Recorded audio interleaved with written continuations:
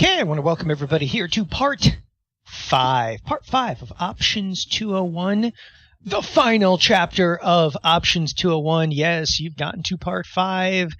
I'll do a quick recap and then we're going to jump right into it because today is chock full of fun in pricing calendar spreads. So obviously we started out this week with Options 201, talking about the essentials, if you will, of both verticals and calendar spreads.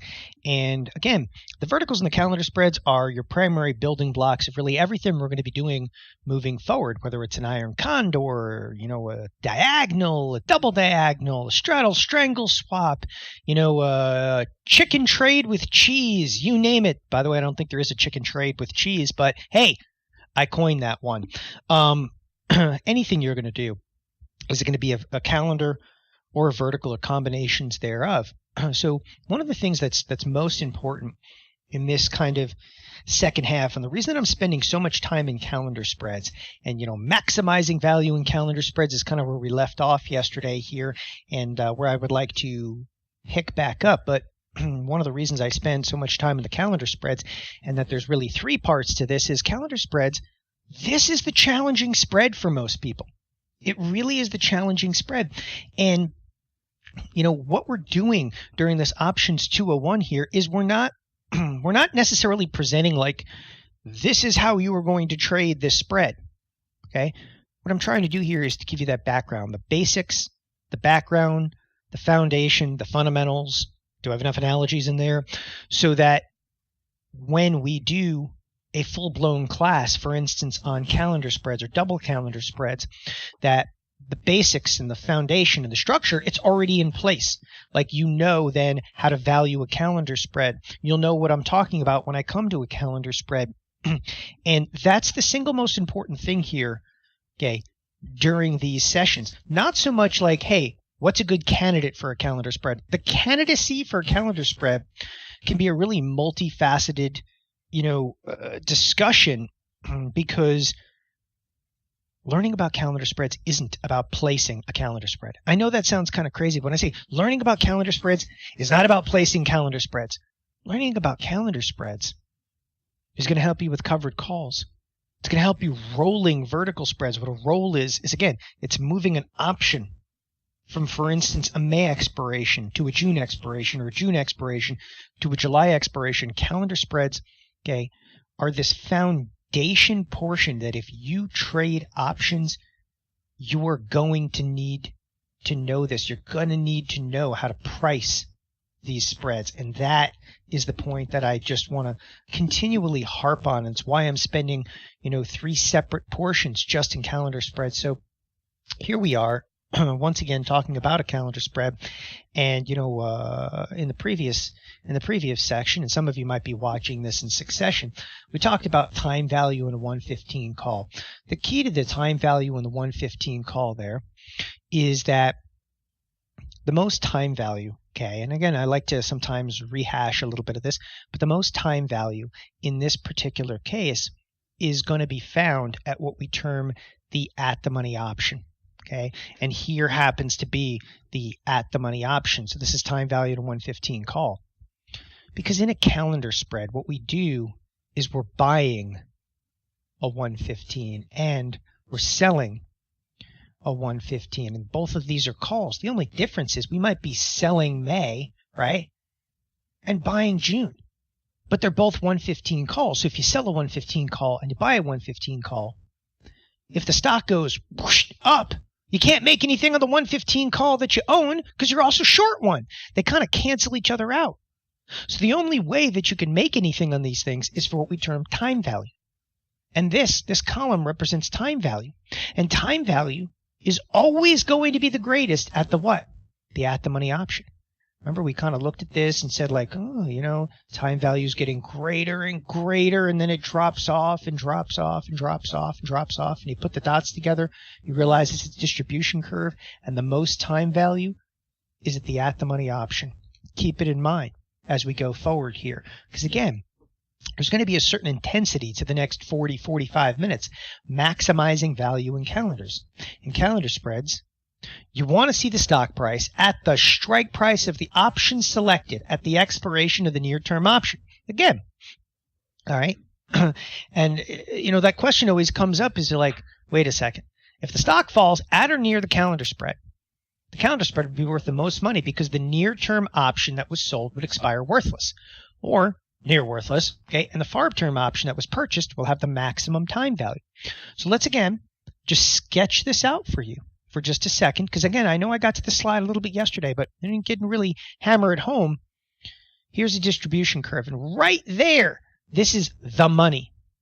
That's the money. And if the stock, for instance, is at this 115, okay, and here is 115, why is the most time value with the at-the-money option? It's because there's the most uncertainty. It's the most uncertainty at that point. It's like a 50-50 shot. So the option itself, options carry the most time value when there's the most uncertainty. And the most uncertainty is always, we don't know. Like if you're sitting right here at 115, are we going to go up or are we going to go down? This is a 50-50 shot. And everybody, they spend all this time in technical analysis. And yes, I'm going to poke a little fun at technical analysis. They're like, I used a Fibonacci. It's a Fibonacci. Okay, I use this, I use that. It was Elliott Wave that told me to do it, Don. Elliott himself came down from the clouds and told me to do it. The option market prices it a 50-50. There's hundreds of billions of dollars being traded every single day based on a 50-50 market, yet people still can make decent money. How's it possible? Because they're not going after things like direction. They're going after things like understanding time value, and the most time value is the at-the-money option. Okay?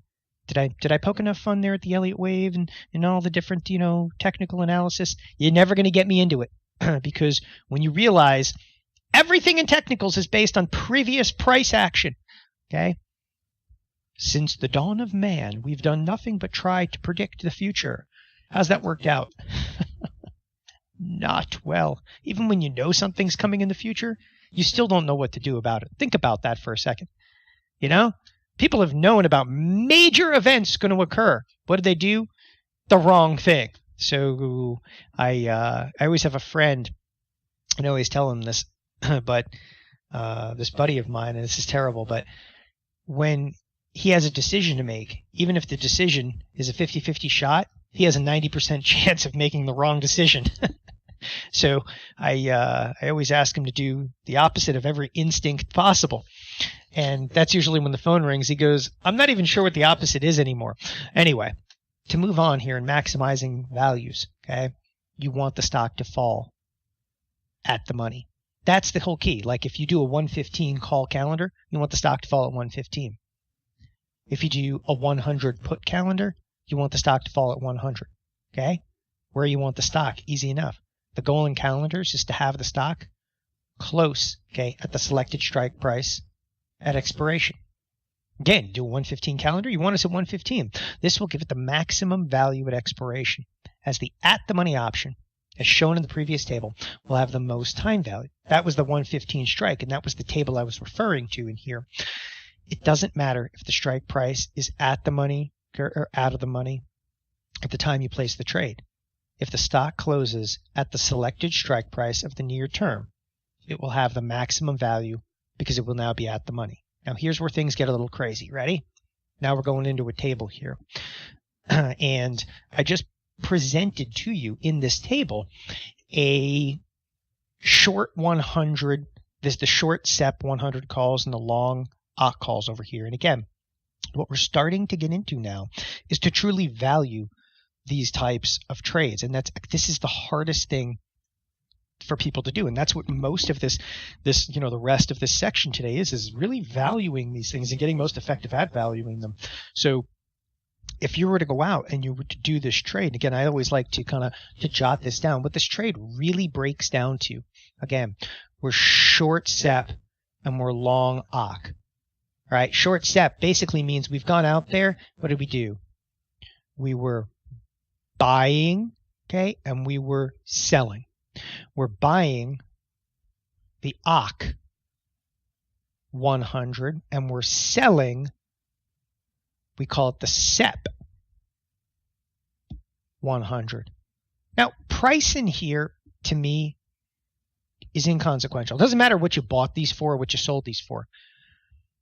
The fact of the matter is we got to figure out what they're going to be worth. Okay, and we got to figure out what they're going to be worth at expiration. So again, we bought the OC, we sold the SEP. Why? Because the SEP is going to decay at a more substantial rate than the OC. That's it. Now, here's the questions. Now, putting this little table together, sell to close, like you're getting out of this. Where you're getting out of it, how do you get out of it? Anything you buy, you sell. Anything you sell, you buy. So sooner or later, you got to buy back September. But these 100 strikes, and they're both calls, they offset each other. But let's go through this. Let me ask you something. What's a 100 call, which this is, worth when the stock is trading at 100? What would you rather buy the stock for? And let's assume at expiration, right? At expiration, what's a 100 call worth when the stock's trading at 100? It's worth 0. What's the time value? 0. What's the OC 100 call worth at September expiration? Now, time out for just a second. We're actually closing this trade at the end of September. The end of September will leave what in the Octobers? It still leaves, okay, 1 month of time. It still leaves 1 month of time. That's enough time, all right? It leaves 1 month of time. And when we're exiting this trade, let's say the stock is right at 100. You know, you pin the tail right on the donkey. You pick the 100 strike. We fill it 100. The stars aligned. The world's a wonderful place. There's no real value to that because what's 100 call worth when we're at 100? And the answer is, well, it's 0. But the Octobers still have what? A month of time value left. And the spread can actually be worth 250. So the total value received in here is 250. Now, let's look at something that's opposing. What happens if the stock doesn't go to 100? What happens if the stock goes to 95? If the stock goes to 95, what's a 100 call worth when the stock's at 95? Nothing. What's the 100 call time value worth? Nothing. What's a 100 call worth when the stock's at 95? Nothing. But this option still has a little bit of what? A little bit of time value. And that little bit of time value is still going to be worth 80 cents. Right? Now, let's look at the stock at 105. This is the hard one. When the stock's at 105, what's a 100 call worth when the stock's at 105? Well, you're short these SEPs.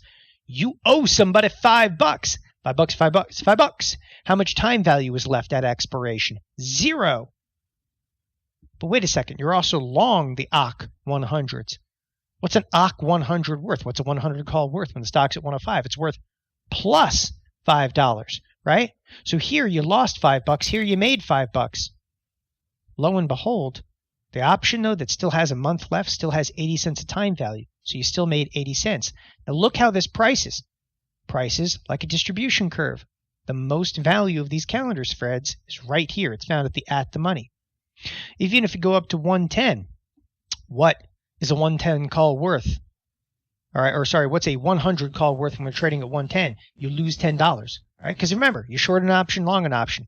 The point that everybody misses with calendar spreads is the 100 call, long, 100 call, right, short, they offset each other, right? Here's where long, here's where short, and they offset each other. And when they offset each other, lo and behold, the only thing you can make then is time value. And that's where people, okay, get confused. Now,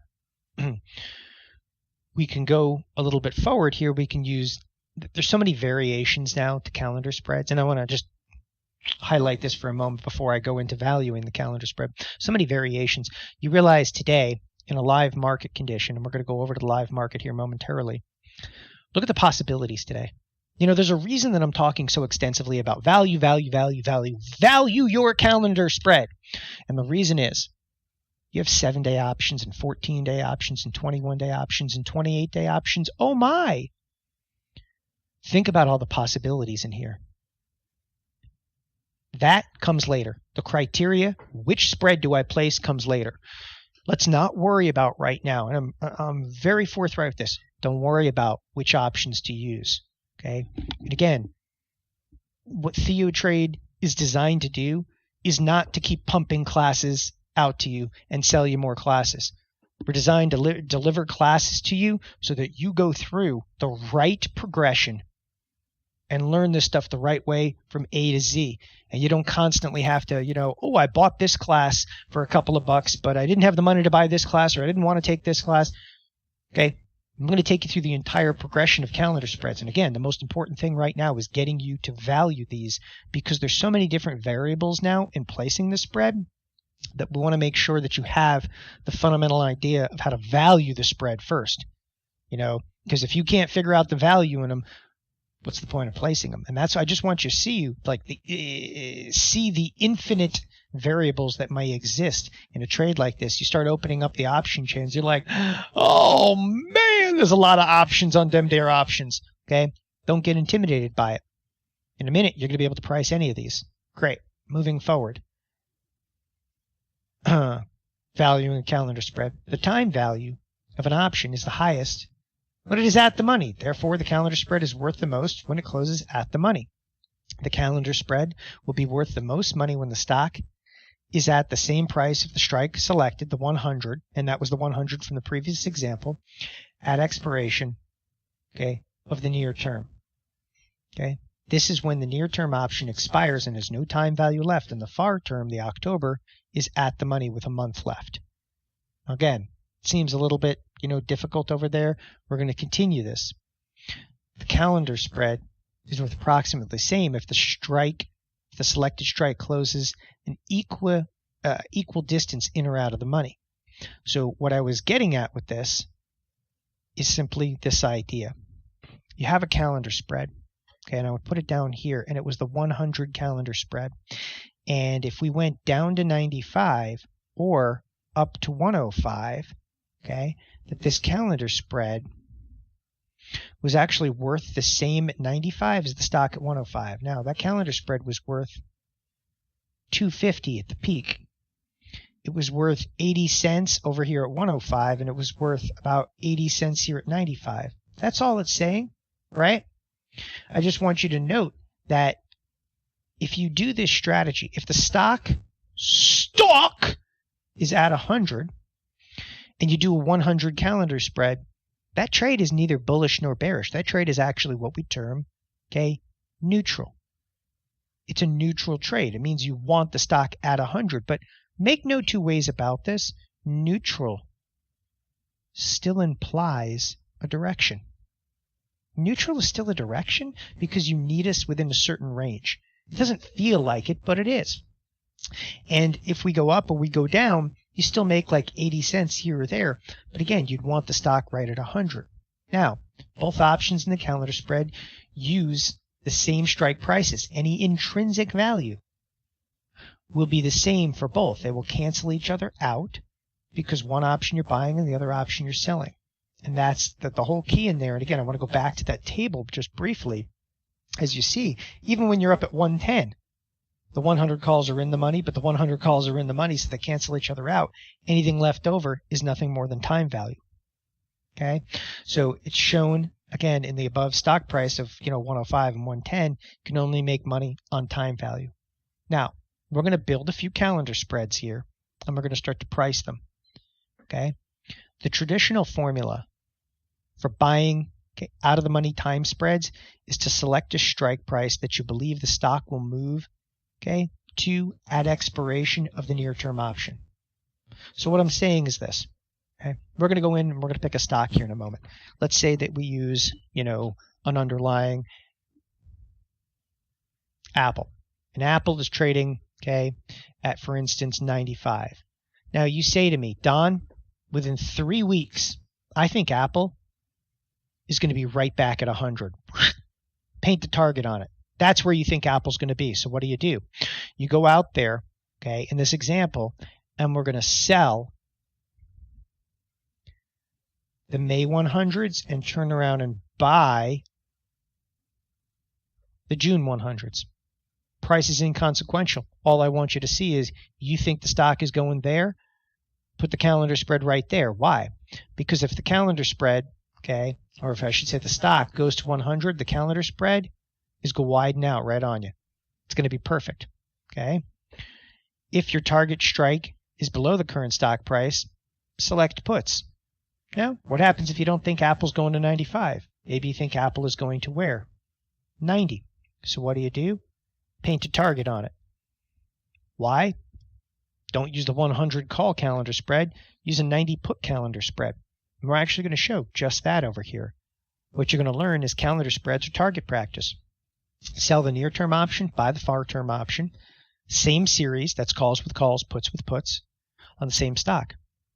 Should the stock reach your target strike at or near expiration, okay, of the near month, that is if I'm selling May, that's the near month. May is the near month. June is the far month. You make the maximum amount. Okay, the out-of-the-money option will now become the at-the-money option. And at-the-money options are always going to carry the most, what? Time value. It'll be worth approximately what the at-the-money option is trading with a full month to go. Okay, time out. All I'm doing is taking you through some of the verbiage over here. And it's kind of hard when this is taken out of, like, I always feel like reading through here takes everything out of context. Well, let's put everything in context. Let's actually put this to a real trade. And let's actually estimate what this trade can be worth. So we're going to come in here and we're going to go to Apple and go, all right, why am I using Apple? I don't know, for no other reason than the fact that everybody knows Apple. It's Apple, it's Apple Top, it's Apple. And we said something about the Mays and something about the June, so fine. Okay.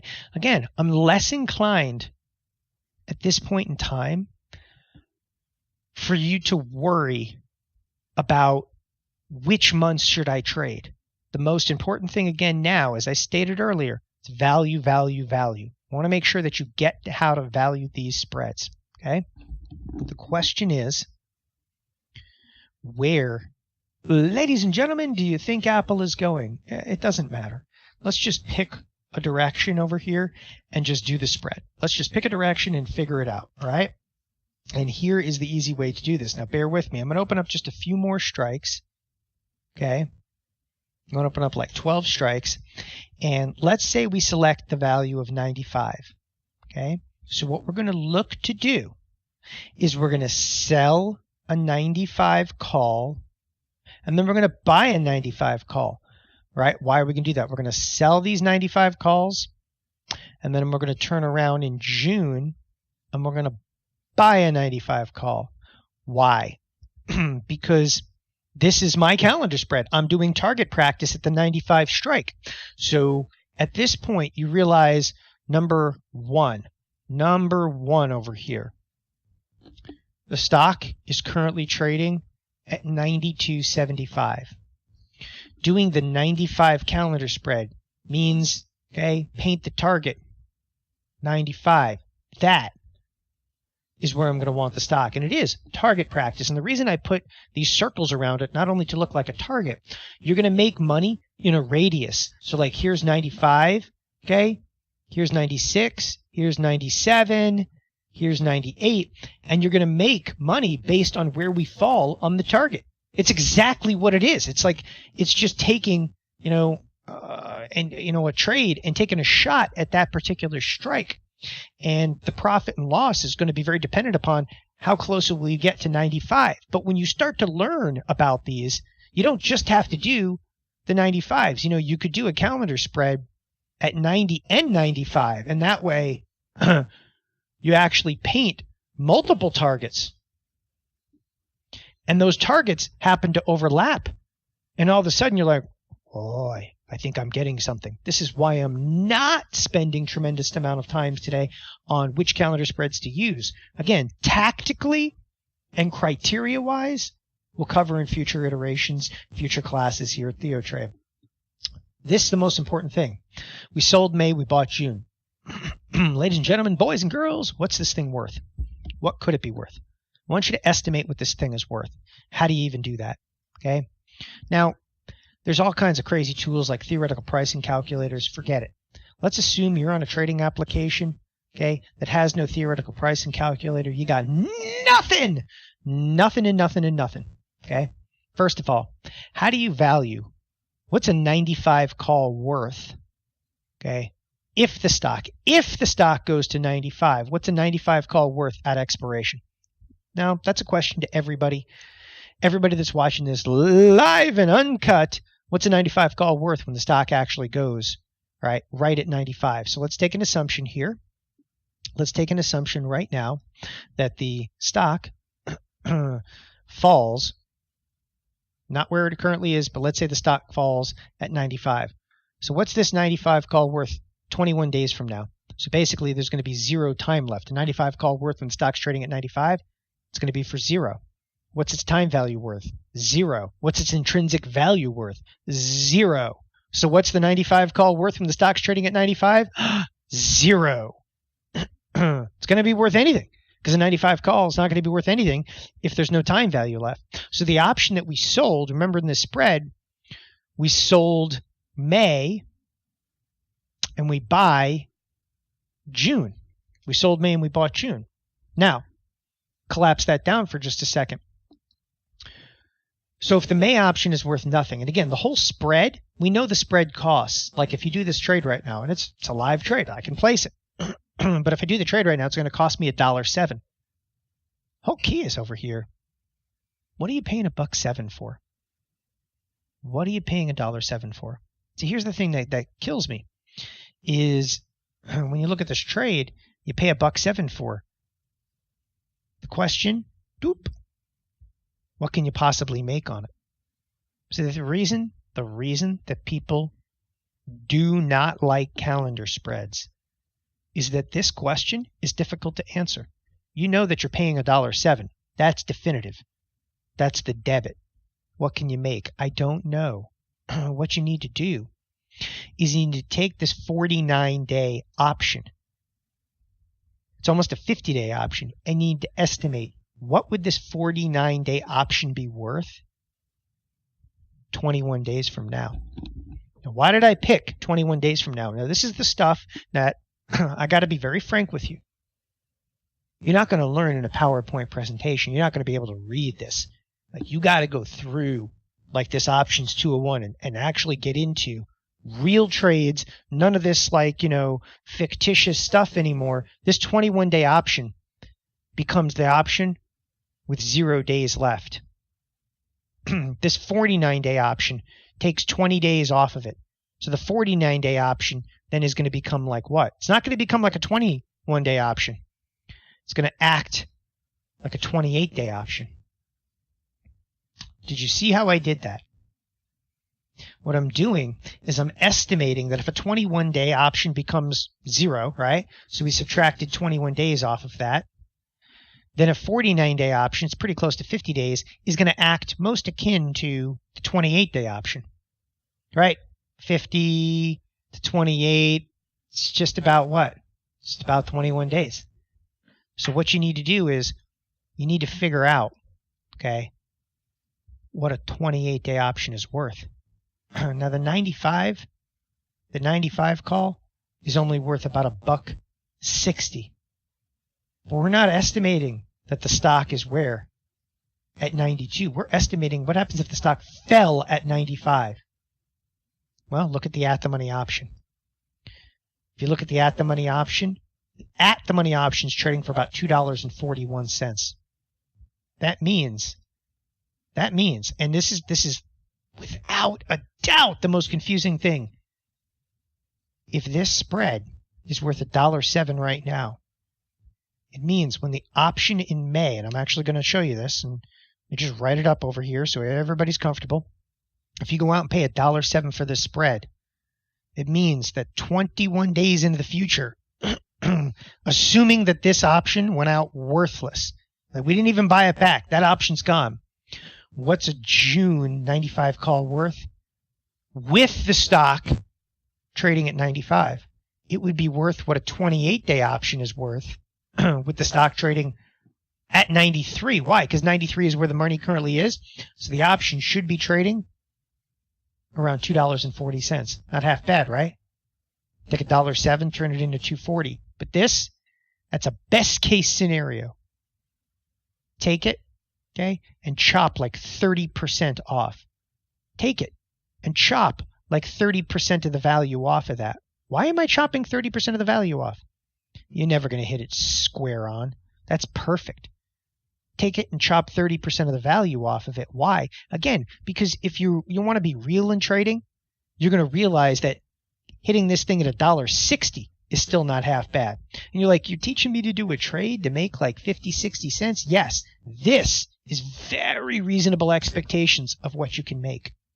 Very reasonable expectations. All right. And again, I got to stress this out. It's just so many times. All right. So many times people don't know how, all right, to ultimately value these trades. And this is truly how you value a calendar spread. It's done by looking at future expirations. Now, this is inside of Apple. Well, let's go to something that's, just maybe even more challenging of an underlying. And there's so many underlyings to look at, and I pick Apple because it's easy, but something more challenging like a Netflix.